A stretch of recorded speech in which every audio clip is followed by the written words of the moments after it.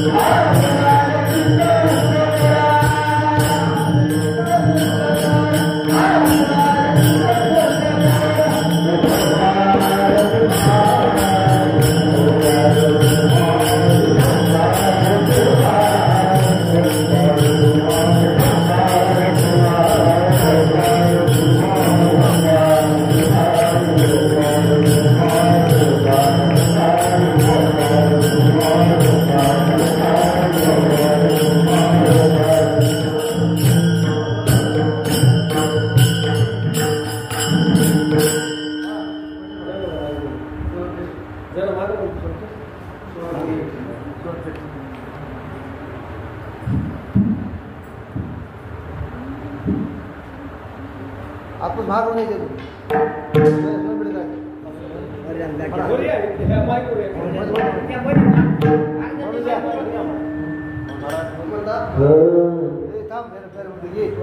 काय हो आज मना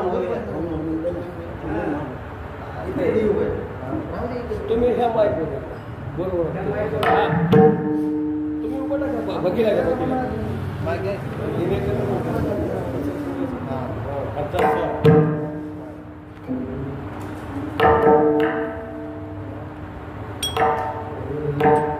आता तरी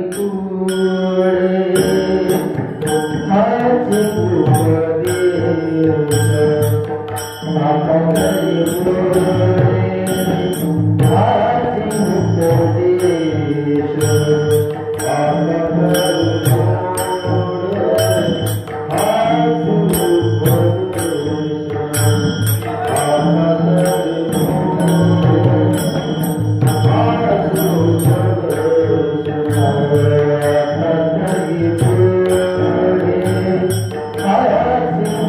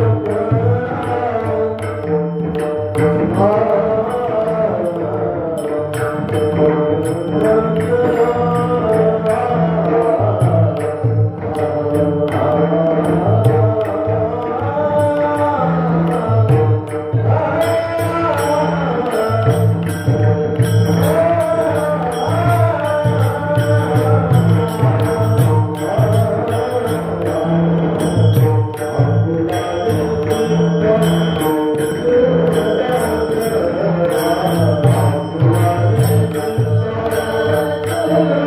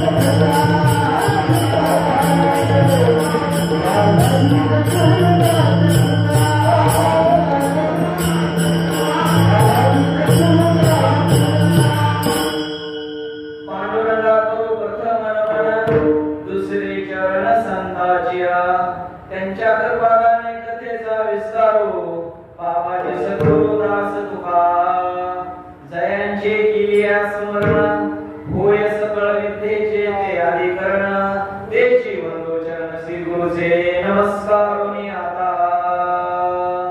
ओम नमो ज्ञानेश्वरा करुणा करा दया तुमचा अनुग्रह लाभलो पावन झालो चराचरी नमो सद्गुरु तुकया ज्ञान दीपा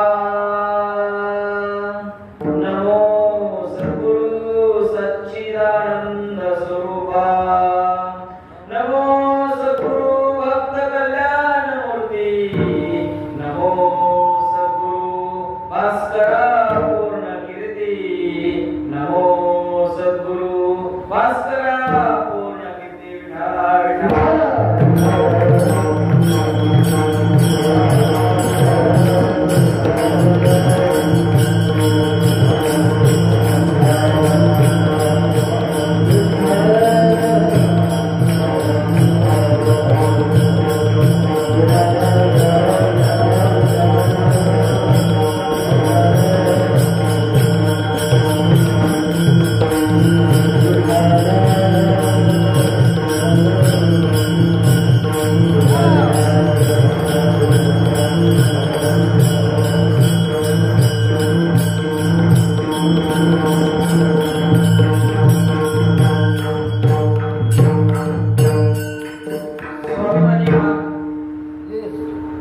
स्वाभिमानी महाराष्ट्राचं स्वप्न पाहणाऱ्या राष्ट्रमाता माती जवळ आहे त्या स्वप्नांना सत्यामध्ये उतरण्यासाठी समशेरीच्या तलवारीच्या टोकावरती महाराष्ट्रामध्ये हिंदवी स्वराज्य निर्माण करणारे छत्रपती शिवाजी महाराज धर्मासाठी रक्षण करणारे धर्मवीर छत्रपती संभाजी महाराज महाराष्ट्राच्या मराठी मातीमध्ये शिक्षणाचं वीज पेरणारे क्रांती सूर्य महात्मा ज्योतिबा फुले त्या विचाराचा वटवृक्ष निर्माण करणारे डॉक्टर धर्मवीर भाऊराव पाटील देशासाठी बलिदान देणारे भगतसिंग राजगुरू आणि सुखदेव तरुणांनो शेवट्या दिशा तुम्हाला शरण येतील असा मूलमंत्र देणारे स्वामी विवेकानंद कीर्तनाच्या माध्यमातून समाज परिवर्तन करणारे तीन महान संत संत तुकडोजी महाराज संत गाडगे बाबा महाराज आणि जगाचे गुरु असणारे जगवंदनी हृदय सम्राट वैराग्य मूर्ती जगद्गुरु तुकोबराय या महान मानवांना मी नम्र अभिवादन विठ्ठला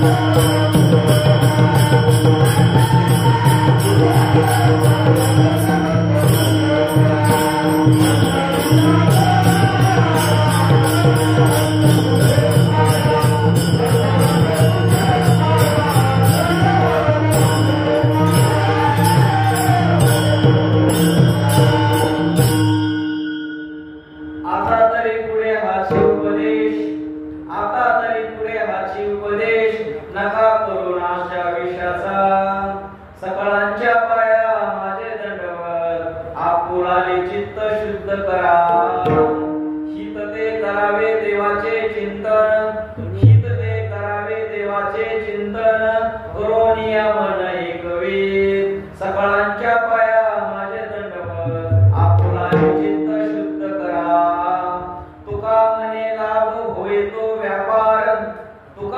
साधने लाभ होय तो व्यापार करा फार काय शिकवावे सकळांच्या पाया माझे दंडवत आपुलाले चित्त शुद्ध करा विठा विठा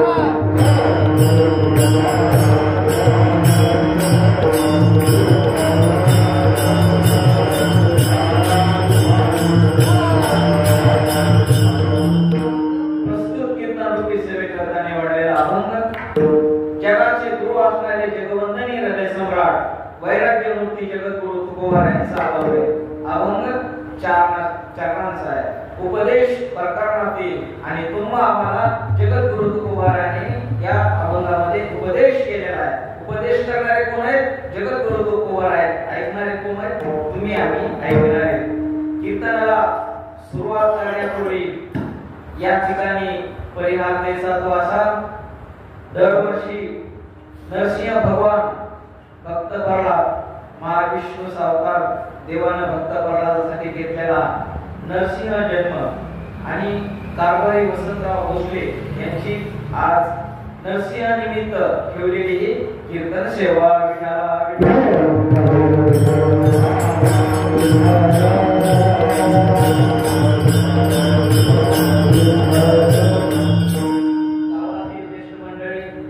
गायनाचार्य आमच्या सोबत असणारे हरिभक्तपराय कृष्ण महाराज वेद पाठक मृदंगाचार्य गावातील प्रतिष्ठित व्यक्ती सर्व जे जे उपस्थित आहेत त्यांना म्हणतात रामकृष्ण हरी विठ्ठल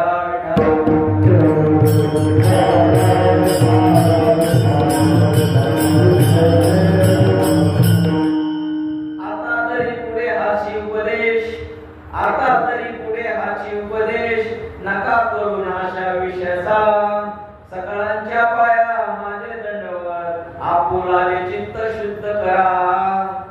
या अभंगामध्ये जगद्गुरु तुकोबारांनी तुमच्या आमच्याकरता उपदेश केलेला आहे.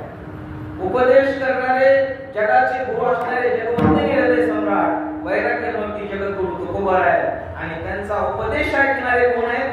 आपण आहे. जीवन हे खूप सुंदर आहे. या सुंदर जीवनामध्ये आपण जीवन जगत असताना कशा पद्धतीने आपण जीवन जगतो हे महत्त्वाचे आहे. जगद्गुरु तुकोबार सांगतात आता तरी पुढे हाची उपदेश नका करू नाश आयुष्याचा. भगवंतांनी तुम्हाला हे ते आयुष्य दिले त्या आयुष्याचा काय करा? नाश करू नका. कुठलेही व्यसन करू नका आणि कुठलेही व्यसन केल्यानंतर आपलं आयुष्य काय होते हे निघून जाणार आहे. म्हणून सकळांच्या पाया माझे दंडवत आपुलाले चित्त शुद्ध करा. जगद्गुरु तुकोबारांनी एकट्या करता संदेश कोणाला सांगितला नाही. सकळांच्या पाया माझे दंडवत आपुलाले चित्त शुद्ध करा. सकळ म्हणजे सगळे जण आले. सर्वांना जगद्गुरु तुकोबारांनी संदेश केला की मी तुमच्या पाया पडतो बाबा रे, आता तरी तुम्ही सुधरा. आता तरी पुढे हाची उपदेश नका करू नाश आयुष्याचा. सकळांच्या पाया माझे दंडवत आपुलाले चित्त शुद्ध करा. हात जोडले जगद्गुरु तुकोबारांनी. हात कोणी जोडले हे महत्वाचे आपल्याला. हात जोडणारे कोण आहेत? जगद्गुरु तुकोबार आहेत. अक्षरशः जगद्गुरु तुकोबाराला यमानही म्हणावं. यम देखील जगद्गुरु तुकोबारांना कापत होता. ती ताकद जगद्गुरु तुकोबाराकडे होते. म्हणूनच म्हणतो आपण तुकाराम तुकाराम.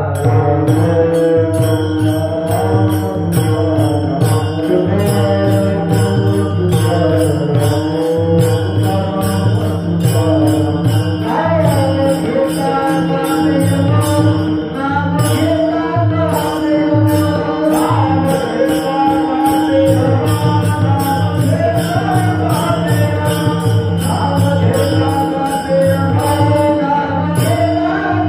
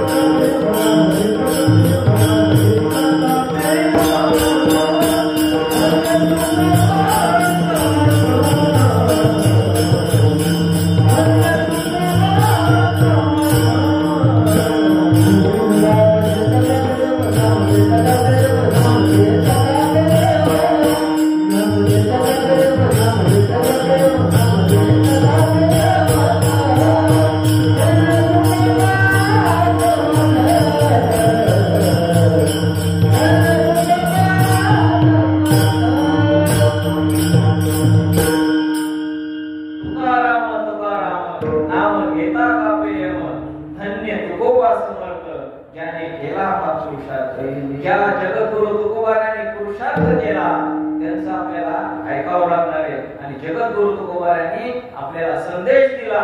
आपल्या जीवनामध्ये ज्या गोष्टी झाल्या 3 काळ असतात. पहिला असतो भूतकाळ, वर्तमान काळ आणि भविष्य काळ. भूतकाळामध्ये ज्या आपल्या गोष्टी घडून गेल्या त्या गोष्टीचा आपण कधीही विचार करायचा नाही.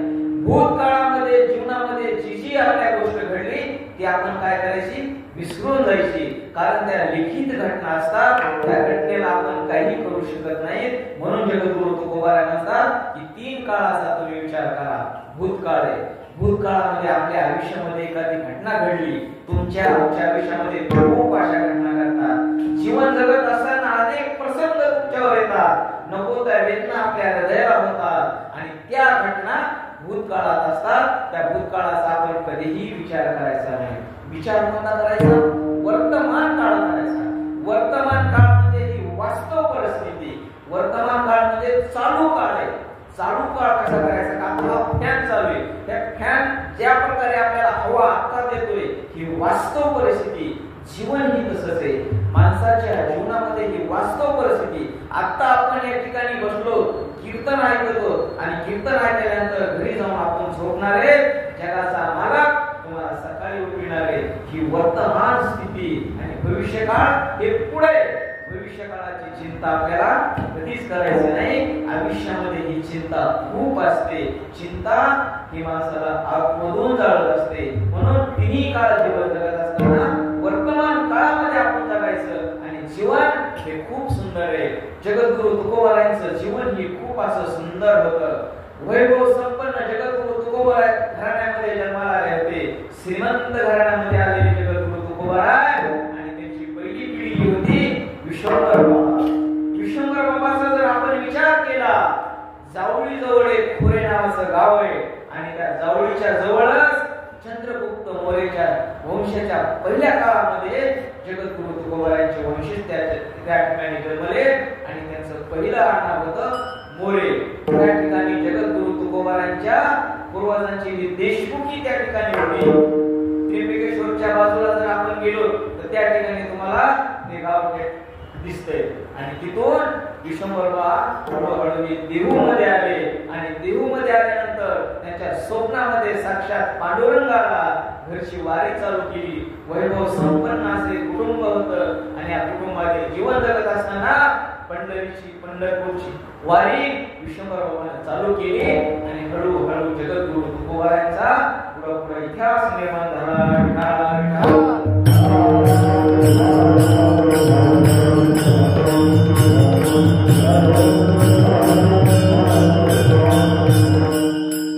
जगद्गुरु तुकोबारायांचे वडील बाळोबा 8व्या पिढीमध्ये जगद्गुरु तुकोबाराय जन्माला आले. जन्माला आल्यानंतर जगद्गुरु तुकोबाराय हे वैभव संपन्न होते. श्रीमंत जन्मालेले असल्याने जगद्गुरु तुकोबाराय आणि त्यांना ही मुलगी दिली. सुरुवातीला रुक्माई नावाची पत्नी असणारी. रुक्माई नावाच्या पत्नीचं काही दुखत होतं. एक मुलगा असाच मरण पावला आणि बघता बघता जगद्गुरु तुकोबारायांच्या जीवनामध्ये संघर्ष चालू झाला. कुटुंब पद्धती कशी असावी, कुटुंबाचं नियोजन कसं असावं आणि कुटुंबात जीवन जगत असताना परिवार कसा चालवायचा, जगद्गुरु तुकोबारायांच्या परिवाराकडून तुम्ही आम्ही शिकण्याची गरज आहे. जगद्गुरु तुकोबारायांच्या आयुष्यामध्ये अनेक प्रसंग आले. बघता बघता मोठा भाऊ असणारा दादा निघून गेला. दादाचं लक्ष नव्हतं संसारामध्ये आणि जीवन जगत असताना त्या संसारामध्ये तुकोबाराय हे विलीन होत गेले आणि विलीन होत असताना संघर्ष खूप झाला.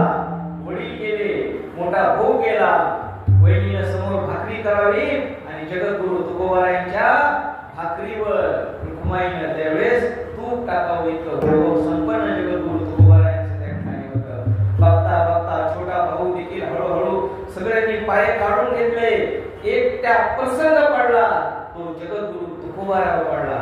तुकोबारायांच्या जीवनामध्ये अनेक कष्ट झाले, महाजनकी असणारी झाली आणि बघता बघता जगद्गुरु तुकोबारायांनी सर्वस्व सोडून दिलं. त्यांना वाटत होतं की आता तरी पुढे आपण लोकांना उपदेश देऊ आणि त्यांच्या जीवनामध्ये आपण काहीतरी करू. अभंगाचं पहिलं चरण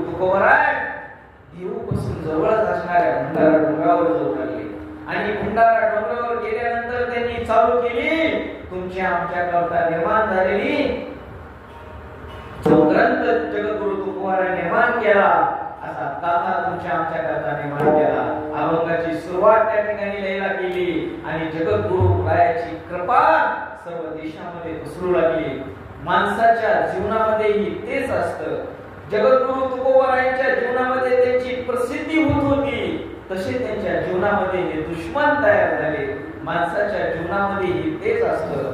आपलं जर कुटुंब पुढे जात असेल तर आपले दुश्मन ऑटोमॅटिक निर्माण होतात. म्हणून जीवन जगत असताना समोरच्याचं काय हे आपण जगत पाहिजे नाही आणि पुढे कशा प्रकारे जायचंय ह्या गोष्टी करण्याची काळाची गरज आहे.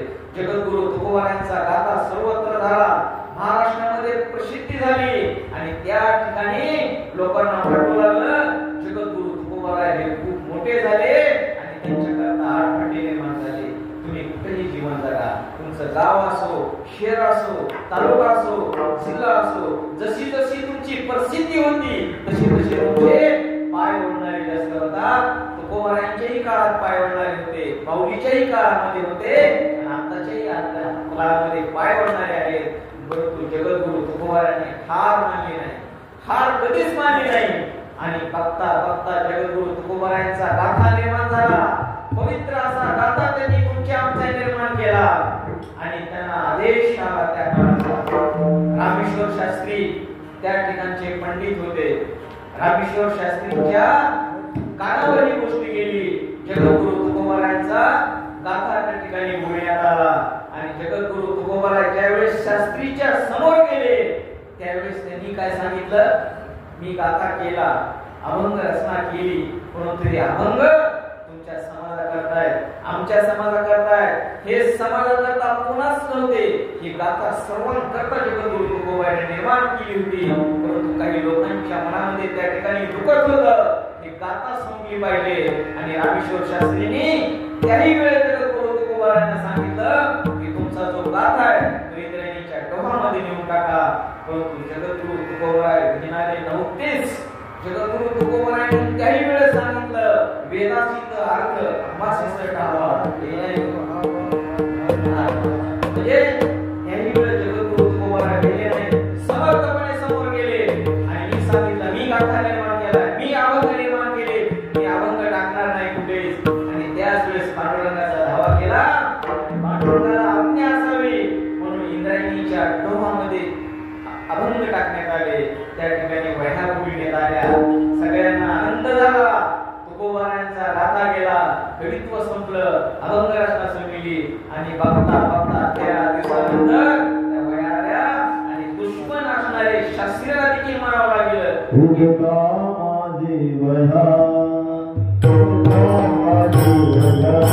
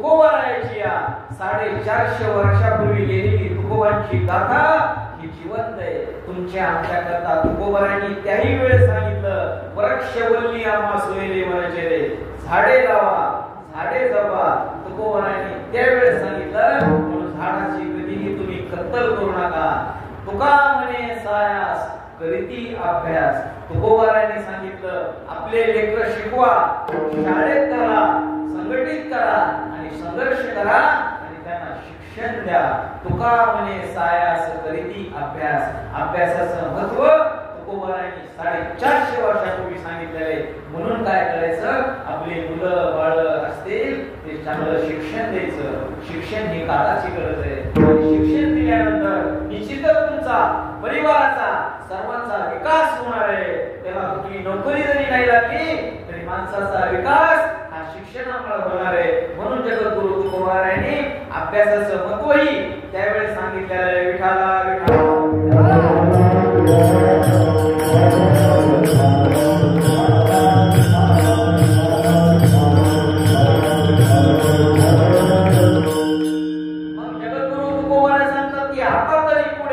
हाची उपदेश नका करू नाश आयुष्याचा. हे करत असताना तुकोबारांनी एकट्याला सांगितलंय का? नाही सांगितलं, सगळ्यांना सांगितलेलं आहे. अभंगाचं दुसरं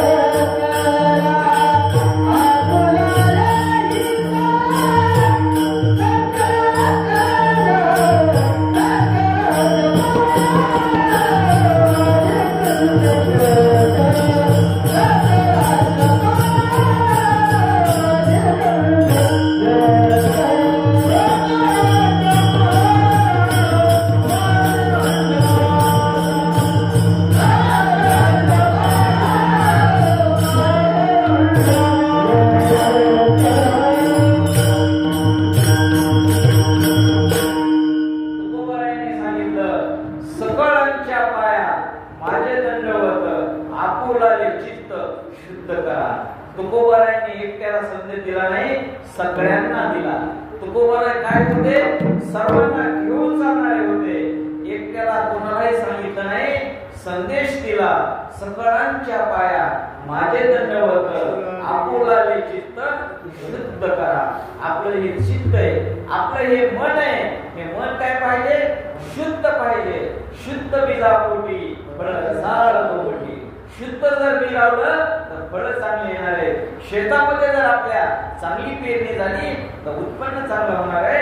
सकळांच्या पाया माझे दंडवत, आपुलाले चित्त शुद्ध करा. हात जोडले तुकोबारायांनी. खूप झालं, भरपूर नाश केला आयुष्याचा. खूप काय काय नको त्या गोष्टी केल्या.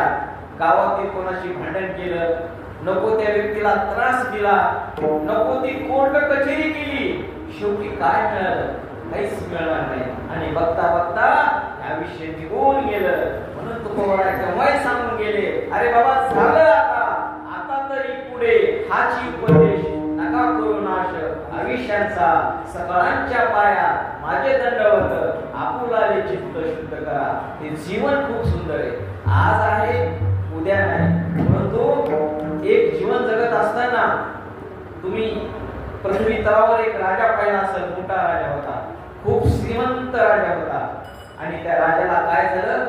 उन्हाळा पडला होता, तहान लागली होती. तहान, पाणी प्यायचं होतं, पाणी कुठंच मिळत नव्हतं.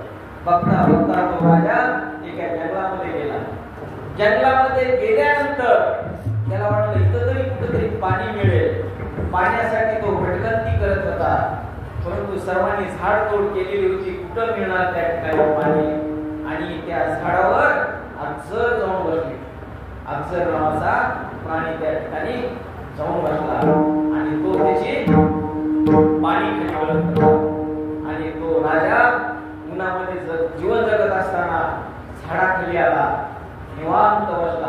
सगळं आयुष्यातलं संपलं होतं. पुढं काय करावं हे सुचत नव्हतं. आणि निवांत बसल्यानंतर पान खाली गळलं आणि त्या पान काय केलं, पानाचं धोरण तयार केलं. धोरण असतं ना, ते धोरण तयार केलं. राजाला वाटलं इथं तरी पाणी मिळेल, कुठं तरी पाणी मिळेल. मग तो भगवंताचा धावा करू लागला. वर पाहिलं तर काहीच नाही, कोरडा आकाश आहे, झाड आहे फक्त. परंतु त्याच्या अगोदरच त्या झाडावर अक्षर जाऊन बसला होता. आणि त्या राजानं धोरण असं केलं आणि वरून एक थेंब पडला. परंतु माणसाच्या आयुष्यातलं प्रारब्ध हे सांगता येत नाही. माणूस जीवन किती जगणार आहे ते तुम्ही आम्ही सांगू शकत नाही. आणि कोणाचा काळ कधी आला आणि भगवंत तुम्हाला कधी घेऊन जाईल हे सांगता येत नाही. त्या दिवशी त्या राजाचं मरण नव्हतंच, त्याचं प्रारब्ध ते नंतर होतं. आयुष्यामध्ये त्याला खूप काही गोष्टी करायच्या होत्या. म्हणून ज्यावेळेस त्या राजाने हातामध्ये द्रोण घेतलं आणि द्रोण घेतल्यानंतर वरून त्या आजाराचा थेंब पडल्यानंतर वाटलं पाणी प्यावं. त्यावेळेस एक पोपट आला. पोपटानं टाकून दिलं. पोपटानं धडक दिली त्या द्रोणाला. द्रोण खाली पडलं. 3 वेळेस झालं. ही गोष्ट मी का सांगतोय, संयम महत्वाचा आहे. राग चांगला नाही. राजाला खूप राग होता. तो असा करायचा की आली गोष्ट टाकून द्यायचा, आली गोष्ट टाकून द्यायचा. द्रोण घेतलं, तसं ठेवलं. अक्षराचं पाणी पडलं, पोपट आला, पडलं. 3 वेळेस झालं. आणि 3 वेळेस घरी गेल्यानंतर आपल्या पत्नीला त्यानं सांगितलं, माझ्या आयुष्यामध्ये ही गोष्ट घडली, मला पाणी पिऊ दिलं नाही. नंतर त्या जागेवर 2 जण गेले आणि पाहिलं तर वर अक्षर होतं. अक्षर कशामुळे होतं, कारण त्यानं जर ते पाणी पिलं असतं तर तो राजा मेला असता आणि त्याचं आयुष्य ते संपून गेलं असतं. त्याच वेळेस त्याच्या लक्षात आलं, आता तरी पुढे हाची उपदेश नका करू नाश आयुष्याचा. सगळ्यांच्या पाया माझे दंडवत, आपुला निश्चित शुद्ध करा. जगद्गुरु तुकोबराय म्हणतात की संदेश तुम्हाला सांगितलाय, सगळ्यांच्या पायात सोडलंय, मन शुद्ध केलंय, परंतु कशात हितय हेच कळलं नाही. अभंगाचं 3रं चरण.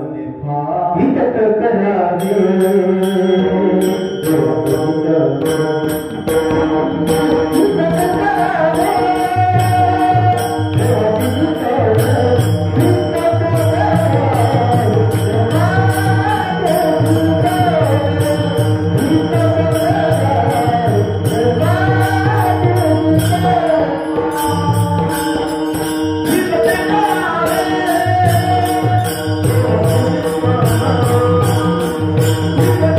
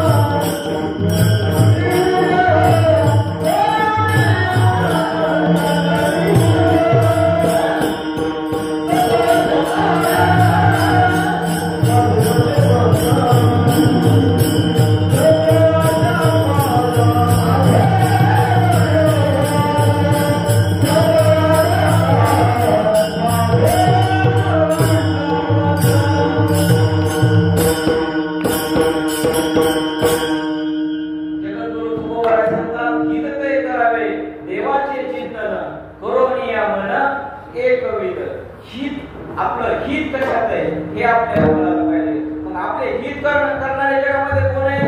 आपलं हित करणारे आपले आई वडील. म्हणूनच काय म्हणतो?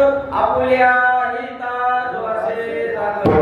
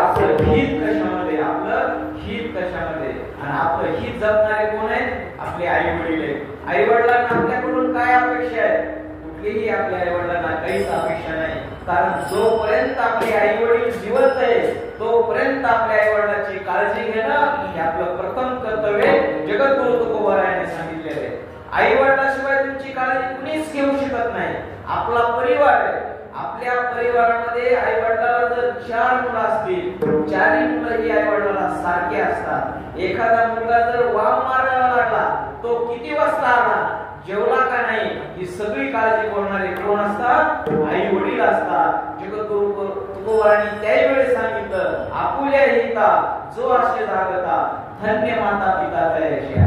आई आपली काळजी करते. आईची जर आपण साक्षात मूर्ती पाहिली तर आई काय असते हे तुमच्यासाठी आम्हाला पाहावं लागणार आहे. आई तुझ्या मूर्ती वाणी या जगात मूर्ती नाही, अनमोल जन्म दिला आई तुझे उपकार मिटणार नाही, अनमोल जन्म दिला आई तुझे उपकार मिटणार नाही. लहानपणी मी खेळ खेळता दिसत होतो तान, लहानपणी मी खेळ खेळता दिसत होतो तान, अमृतावणी गोड पाजलास पान, अमृतावणी गोड पाजलास पान. ही आई आहे. म्हणून आई वडिलांची काळजी करा. विठाला विठाला विठाला.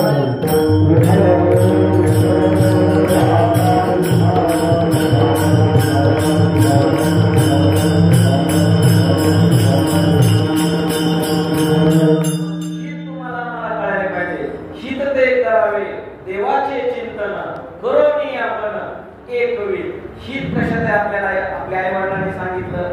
कुठं जायचं, केव्हा काय करायचं हे आपल्याला आई वडील सांगत असतात. आणि जगद्गुरु तुकोबारांनी त्याही वेळेस अभंगाची रचना ही कुटुंब पद्धतीसाठी केलेली, तरी आपल्या गोष्टी काही लक्षात येत नाही.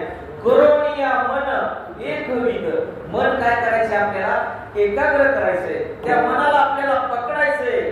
मन हे भटकंती करत असतं. मनामध्ये माणसाचे अनेक विचार येतात. मन हे एका जागेवर थांबत नाही. जगामध्ये मनाची ताकद ही सर्वात जास्त मोठी ताकद असते. मन केव्हा भटकंती करेल हे सांगता येत नाही. म्हणून जगद्गुरु तुकोबाराय म्हणतात, करोनिया मन एकविध. एकत्र मन करा, एकत्र मन करा. आणि सेवा ही कुठल्याही एका देवाचीच करा.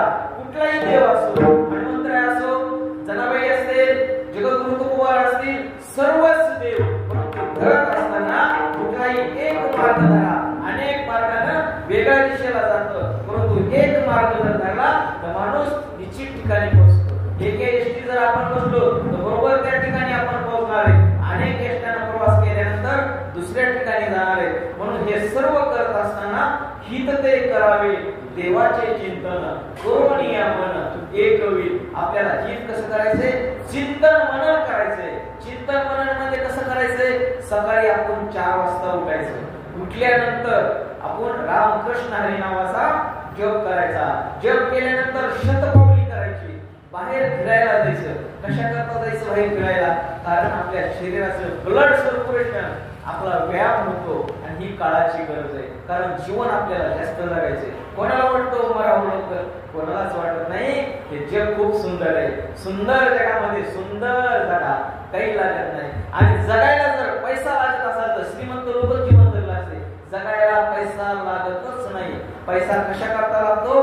पैसा हे साधन आहे. अन्न, वस्त्र आणि निवारा या माणसाच्या मूलभूत गरजा आहेत. आणि या मूलभूत गरजा पूर्ण करण्यासाठी फक्त माणसाला पैसा लागतो. चांगली झोप लागायला पैसा लागत नाही. निवांत झोपा, कुठलीही चिंता करू नका. आलेला दिवस निघून जाणार आहे. संघर्ष करा, हार मानू नका जीवनामध्ये. कारण हार मानल्यानंतर काही गोष्टी होणार नाही. कारण आपण जर हार मानली तर पुढे आपल्याला भविष्य, आपल्याला लेकरा बाळांचं भविष्य घडवायचंय आणि पुढे जायचंय. पुढची दूरदृष्टी ठेवा.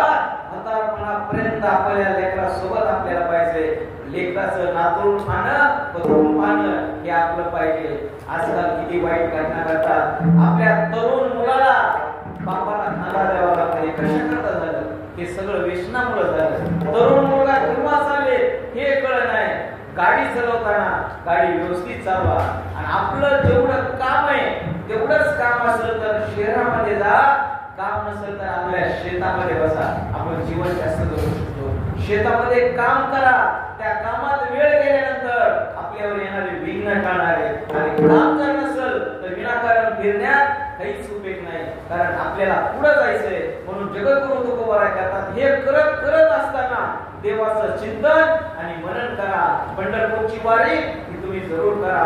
कारण दिंडीचा सोहळा तुम्ही आम्ही पाहिल्यानंतर साक्षात त्या ठिकाणी तुम्हाला भगवंताचं रूप दिसणार आहे. म्हणून जगद्गुरु तुकोबार म्हणतात, हित ते करावे देवाचे चिंतन करून या मन एकविध ठोपार कुमाई.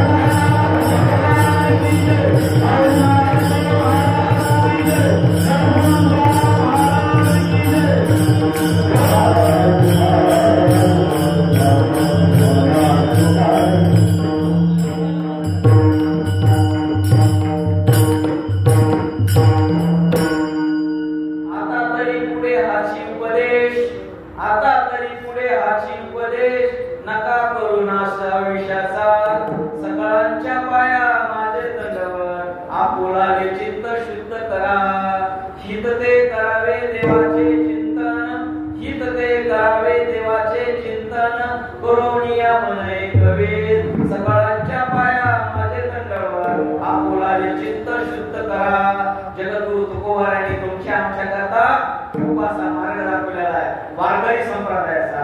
वारकरी संप्रदायाची सुरुवात ज्ञानदेवी रसीला पाया.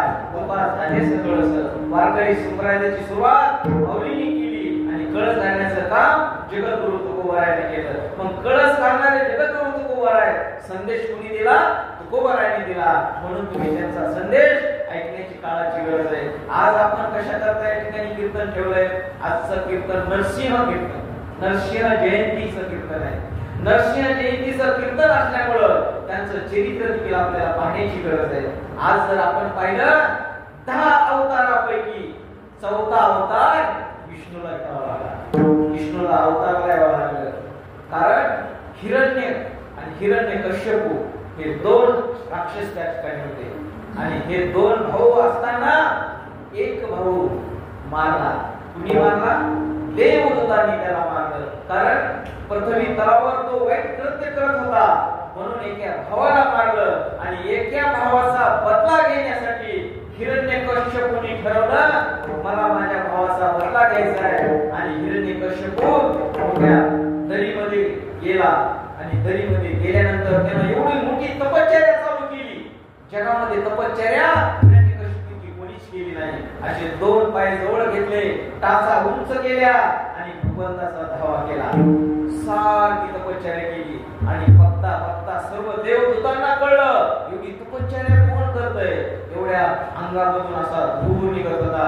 अंग हे सगळं मुंग्या लागल्या होत्या, किडे लागले होते आणि तपश्चर्या देवाच्या नावाने चालू होते. आणि सर्व देवदूतांची त्या ठिकाणी मीटिंग झाली आणि मीटिंग मध्ये ठरवलं तुम्हाला जावं लागतंय आणि ब्रह्मदेवाला त्या ठिकाणी यावं लागलं. ब्रह्मदेव समोर आले.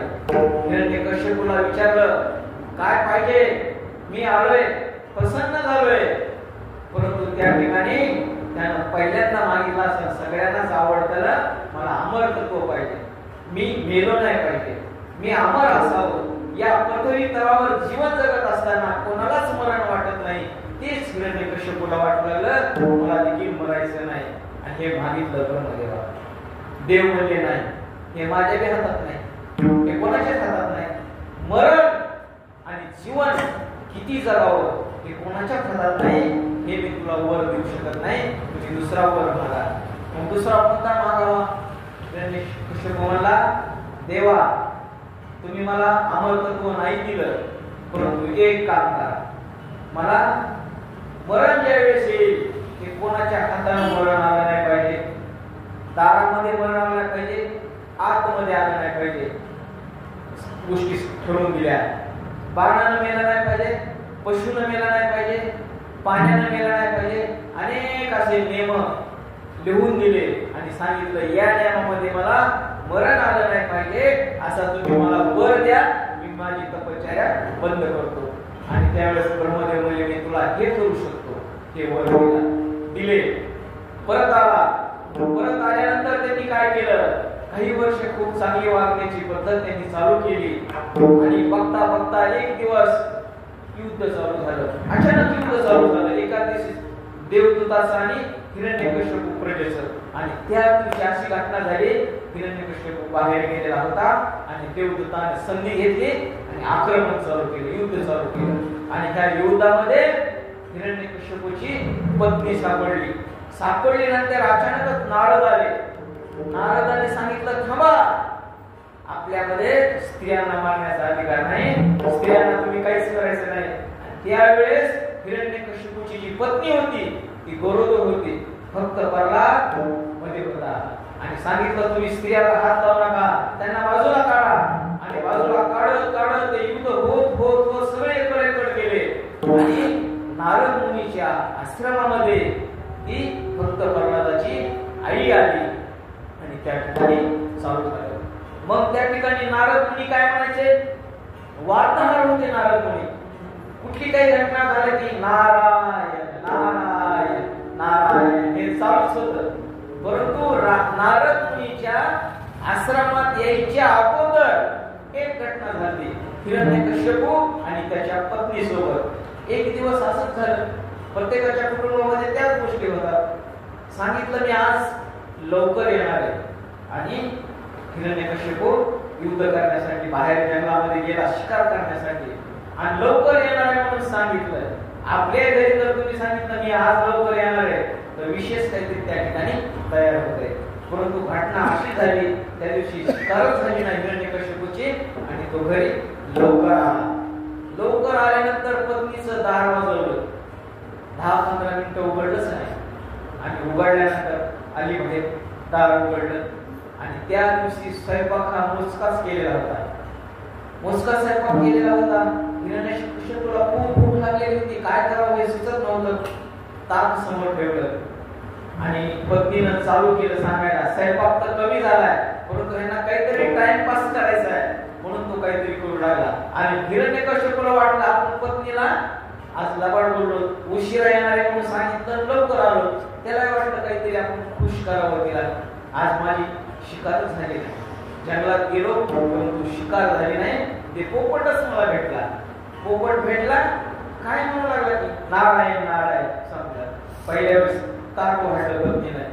काय म्हणू लागला ते पोपट, नारायण नारायण म्हणू लागला. पुन्हा चपाती वाढली, पुन्हा काही थोडं थोडं वाढलं आणि असं करून करून हिरण्यकश्यपूकडून स्वतः बदलून घेतलं नारायण नारायण नारायण. त्यावेळेस ही गर्भधारणा भक्तराजाच्या पोटामध्ये घडली होती. त्यावेळेस मध्ये भक्तराज भक्त प्रल्हाद त्या ठिकाणी ऐकत होता नारायण नारायण. आणि आश्रमात गेले ती नारद मुनी म्हणू लागले नारायण नारायण. महाविष्णूचा अवतार भक्त प्रल्हादाला म्हटलं हे तर चांगलंच आहे, इथं बी नारायण आहे, आपल्या पप्पापाशी बी नारायण आहे. परंतु हिरण्यकश्यपूच्या राज्यामध्ये नारायण नावाला बंदी होती. जर कुणी नारायण नारायण म्हणलं की तो लगेच मारित होता. नारायण म्हणलं की मारायचा. आणि भक्ता भक्ता भक्त प्रल्हाद जन्माला आला. जन्माला आल्यानंतर 5 वर्षाचा भक्त प्रल्हाद थोडा थोडा मोठा होऊ लागला. हिरण्यकश्यपूनं बोलवलं. बाजूच्या शाळेतल्या जवळ असणाऱ्या राजवाड्याच्या काही संस्था होत्या. बोलवलं आमच्या प्रल्हादाला काय करा, शाळेमध्ये घेऊन जा आणि त्याला शिक्षण द्या. ज्या आपल्या राक्षसी वृत्तीमध्ये शिक्षण पद्धती असते त्या पद्धतीचं भक्त प्रल्हादाला शिक्षण द्या. सर्व ठरल्या गोष्टी भक्त प्रल्हाद शाळेमध्ये गेला. शाळेमध्ये गेल्यानंतर त्याच्या वर्गामध्ये ज्याला जे शिकू लागले त्याला बिलकुलच पटत नव्हतं की कशा पद्धतीचं हे शिक्षण घेतात. इथं तर काहीच नाही, इथं तर वेगळंच शिकवायले. प्रत्येकाचा नाश करायचा, कसे युद्ध करायचं, कसं मारायचं, त्या वाईटच गोष्टी शिकवायले. भक्त प्रल्हादाचं त्या ठिकाणी मनच लागत नव्हतं. तो मनामध्ये सारखा म्हणायचा नारायण नारायण. महाविष्णूचा सारखा तो जप करू लागला. हळूहळू त्या शिक्षकाच्या लक्षात आलं आणि वडिलांकडे तक्रार केली. तुमचा प्रल्हाद शाळेमध्ये येतो आणि आल्यानंतर तो माझं काहीच ऐकत नाही. सारखं तो नारायण नारायण असंच म्हणतो, नारायण नारायण म्हणतो. आणि माझा तो दुश्मन आहे विष्णू असणारा, त्याचा जप करतो. अशा गोष्टी घडत आहेत का? स्वतः हिरण्यकश्यपू जवळ आला आणि हिरण्यकश्यपूने ठरवलं फक्त प्रल्हादला बोलवा. फक्त प्रल्हाद छोटासा आला, जवळ बसला. बोला आता तुम्ही बोलवलं मला, बाळा ये. जवळ घेतलं फक्त प्रल्हादाला आणि विचारलं प्रल्हाद तुला काय आवडतं बाळा, जगामध्ये कोण तुला आवडतंय? बाबा मला महाविष्णू आवडतात, मला विष्णुदेव आवडतात. मला वाटतं सारखं नारायण नारायण असा जप करावा वाटतं. मला दुसरं काहीच आवडत नाही. आणि तुम्ही जे बोलतात ते बी चांगलंच आहे. त्यावेळेस हिरण्यकश्यपू जोरात बोलला, अरे ज्या देवानं तुझ्या चुलत्याचा वध केला, चुलत्याला मारून टाकलं, एवढी घटना घडली आणि माझ्या दुश्मनाचा तू जप करतोस नारायण नारायण. तुला दुसरं काही येत नाही का? काय करा, सर्व बोलवलं. सर्व त्यांच्या जी प्रजा होती, त्यांचे जे दूत होते आणि त्यांना सांगितलं फक्त प्रल्हादाला काय करा, उंच कड्यावर न्या आणि कड्यावरून टाकून द्या. प्रल्हादाला त्या कड्यावर नेलं आणि उंच कड्यावर फेकून दिलं. आणि फेकून दिल्यानंतर फक्त प्रल्हाद त्या ठिकाणी भगवंत विष्णूनं प्रभुदेवानं त्या ठिकाणी तारलं आणि खाली लक्ष्मीबाई होत्या आणि विष्णू होते आणि दोघेही पाहत होते की माझ्या भक्त प्रल्हादाची जी दशा काय म्हणून अशी होती. रुक्मिणी त्या ठिकाणी लक्ष्मी माता म्हणत होती, हे तुम्ही का थांबवत नाही? थांबण्याची वेळ आली नाही. तुमच्या आमच्या जीवनामध्ये आपण केव्हा मारावं केव्हा थांबावं ही वेळ आलेली नव्हती. आणि भक्त प्रल्हादाला त्या उंच कड्यावर टाकून दिलं. तरी प्रल्हाद त्या ठिकाणी मरण पावला नाही. पुन्हा नंतर काय करा, हत्ती आणा, हत्तीच्या पायाखाली टाकण्यात आलं, कढईमध्ये टाकण्यात आलं. अशा 14 प्रकारचे प्रकार केले तरीही भक्त प्रल्हाद काही मरतच नव्हता.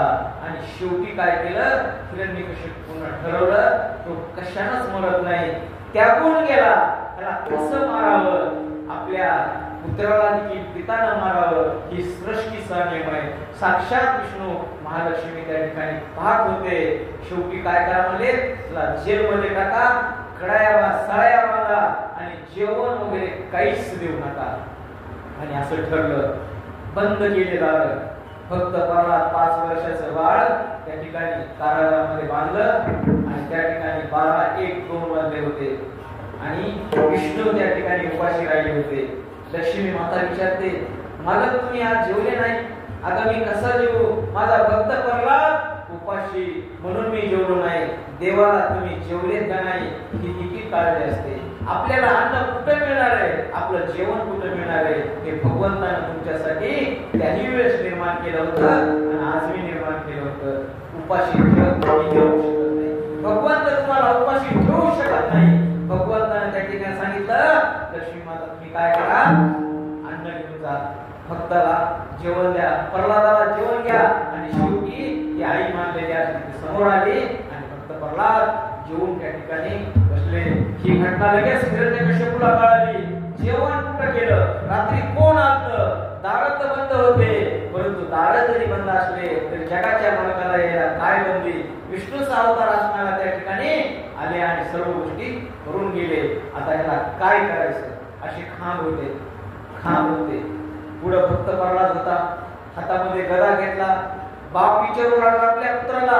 हिरण्यकश्यपूने भक्त प्रल्हादाला विचारायला चालू केलं, तुझा देव कुठे, तुझा विष्णू कुठे, ह्याच्यात आहे का, त्याच्यात आहे का, इकडे आहे का, इकडे आहे का, मग ह्या खांबामध्ये का, खांबामध्ये आहे का, होता त्याही ठिकाणी माझा वंत आहे, माझा विष्णू त्याही ठिकाणी आहे.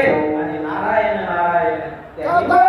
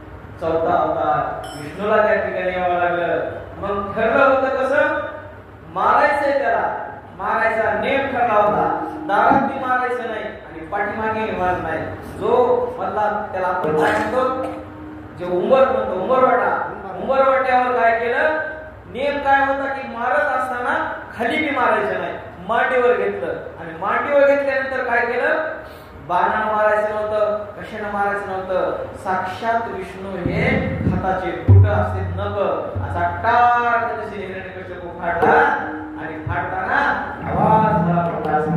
त्या ठिकाणी हिरण्यकश्यपू संपला. संपल्यानंतर काय झालं, सगळं त्या ठिकाणी भक्त प्रल्हाद खात होता. प्रल्हाद पाहिला. सगळ्यांना विचार केला आता देव थंड का होणार आहे, कारण एवढं उग्र रूप सिंहाचं होतं. सिंहाचं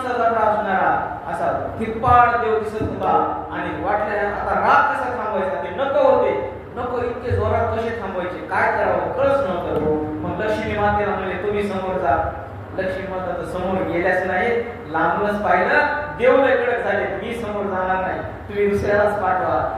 खूप घाबरले. देवदूतामध्ये चर्चा झाली, काय करावं, देवाला शांत कसं करावं, राग देवाचा शांत कसं करावा हे कळच ना कोणाला. सगळ्यांची मीटिंग झाली, म्हणजे काय करा, कोणाकरता चौथा अवतार घ्यावा लागला, भक्त प्रल्हादा करता. भक्त प्रल्हादाला समोर पाठवा आणि भक्त प्रल्हादाला विष्णूच्या समोर पाठवलं. विष्णू भक्त प्रल्हादाला जवळ घेतलं, हळूहळू त्याची सेवा केली, पाहिलं, डोळ्यामध्ये अश्रू आले.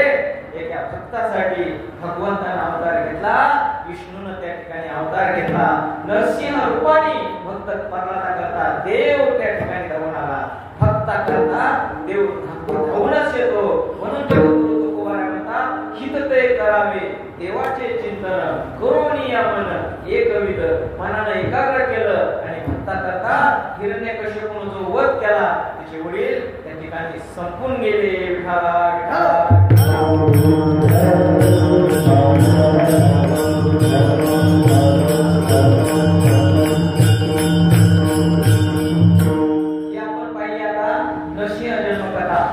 आपल्याला जगद्गुरु तुकोबाराय परत एकदा सांगतात, हे तुम्ही केलंय, आता तरी पुढे हाची उपदेश नका करू नाश, अविश्वासा सकळांच्या पाया माझे दंडवत, आपुलाले चित्त शुद्ध करा, हित ते करावे देवाचे चिंतन, करोनी मन एकविध.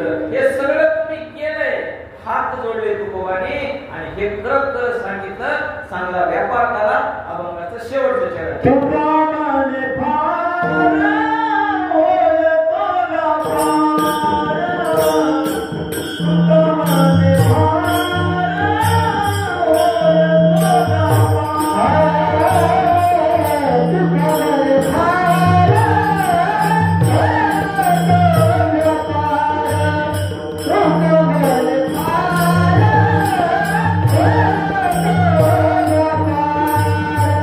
Come on,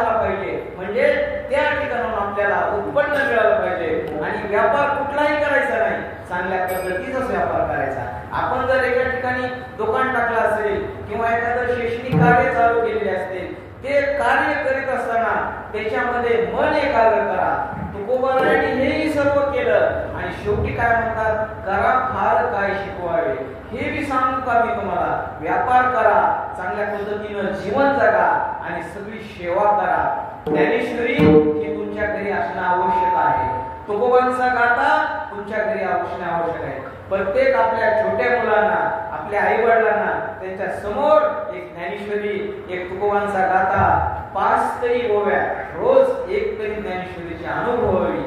माऊलीने त्याशिवाय सांगितले 5 ज्ञानेश्वरीच्या ओव्या वाचायच्या, मग बाहेर पडायचं. तुकोबांचा गाथा आपल्या घरात असावा, 5 वाचायच्या ओव्या, 5च, जास्त वेळ नाही दिला तरी चालेल. सकाळचं अर्धा तास चिंतनामध्ये घातलं, 5 ज्ञानेश्वरीच्या ओव्या, 5 तुकोबांच्या गाथाच्या ओव्या, थोडा संध्याकाळी हरिपाठ. हे केल्यामुळे काय होणार आहे, आपल्या शरीरामध्ये ब्लड सर्क्युलेशन सतत राहिल्यामुळे चिंता मुक्त आपण हे जीवन जगणार आहे. आपल्याला किती संकट आले तरी ते संकट कोण जाणार आहे, साक्षात भगवंत सांगणार आहे. तुका म्हणे लाभ होय तो व्यापार, करा फार काय शिकवावे.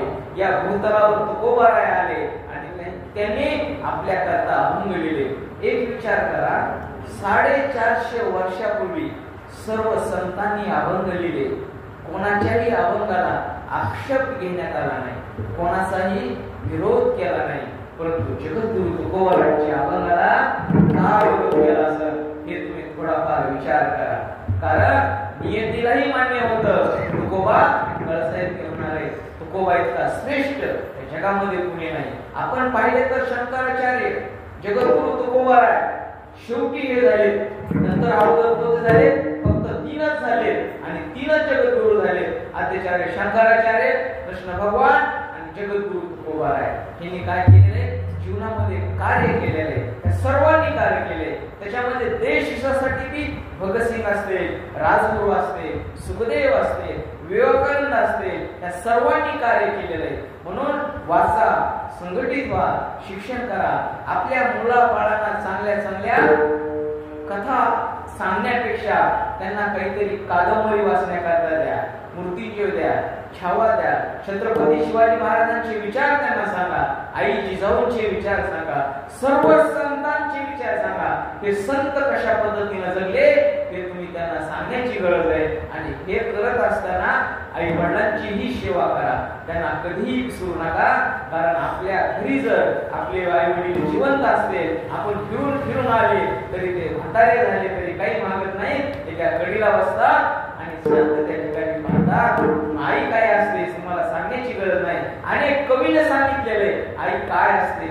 आई माझी मायेचा सागर दिला तिने जीवनाकार आई माझी मायेचा सागर दिला तिने जीवनाकार तळपळत्या उन्हात रखरखत्या रानात तळपळत्या उन्हात रखरखत्या रानात राहिलीस तू माझ्यासाठी ग कष्टाच्या आई वडिलांना विसरू नका. कितीही तुमच्या जरी डोक्यामध्ये वेगळे विचार असले तरी एकत्र कुटुंब पद्धती ठेवा. एकत्र कुटुंब पद्धती ठेवल्यामुळं आपला परिवार पुढे जाणार आहे. गावामध्ये कोणासोबतही भांडण करू नका. चांगलं राहा, चांगलं वागा. याच ठिकाणी धावत्या वेळामध्ये मोजे मुळी तालुका गंगाखेड आमचे काका असणारे वसंतराव भोसले पाटील नरसिंह जयंती माझंही मी भाग्य समजतो की ज्या भगवंताने चौथा अवतार फक्त प्रगटाकरता घेतला. आमच्याही माझ्या काकाने माझ्याकरता एक वेडी वाकडी कीर्तन सेवा घेतली. गावातील गायनाचार्य मंडळी मर्दंगाचार्य विनेकरी बाबा हे सगळे वारकरी माझे सहकारी बंधू माता माऊली आमची मावशी हे सर्वजण आमचाही मान राखून आमचे हरिभक्त द्वारा वेद पाठक कृष्णा महाराज अतिशय उत्कृष्ट असे मृदंगाचार्य गायनाचार्य त्यांनी गावामध्ये बऱ्याच वेळेस काही येऊन गेलेले परत पण येऊ येईल. धावत्या वेगामध्ये माझ्याकडून काही चुकलं असलं तर मला एक माफ करा. या ठिकाणी सेवेला आपण विराम देऊ. Dnyaneshwar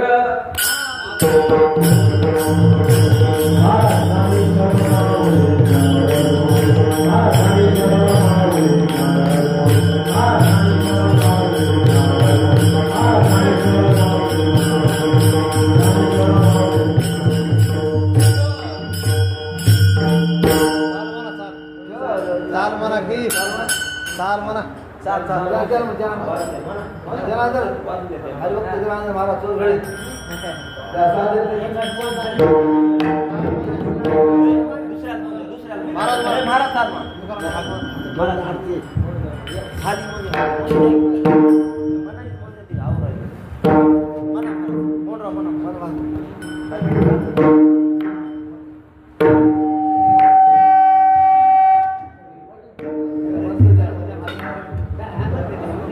Thank you.